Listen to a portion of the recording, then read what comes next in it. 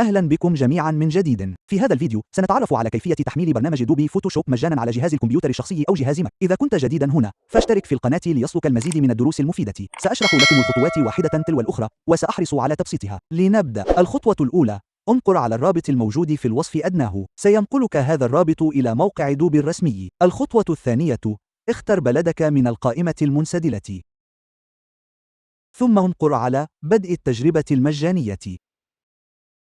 الخطوة الثالثة: ستظهر لك 3 خيارات للاشتراك: فردي، تجاري، وطلاب ومعلمون. إذا كنت ستستخدمه على جهاز واحد فاختر الاشتراك الفردي. يمنحك هذا الاشتراك تجربة مجانية لمدة 14 يوما لبرنامج فوتوشوب، بالإضافة إلى تجربة مجانية لمدة 30 يوما لبرنامج دوبي ستوك. انقر على متابعة للمتابعة. الخطوة الرابعة: أدخل بريدك الإلكتروني ثم انقر على متابعة. أدخل اسمك وتفاصيل الدفع. لا تقلق، لن يتم خصم أي مبلغ منك حتى انتهاء الفترة التجريبية. الخطوة الخامسة: انقر على موافق واشترك.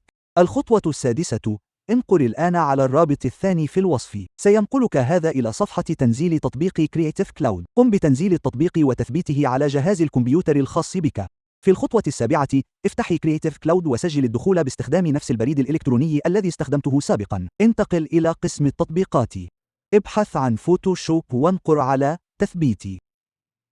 وهكذا انتهى الأمر. الآن لديك فوتوشوب مثبتا وجاهزا للاستخدام مجانا خلال الفترة التجريبية. شكرا للمشاهدة، ولا تنسى الاشتراك لمزيد من الدروس التقنية السهلة. أتمنى لك يوما سعيدا.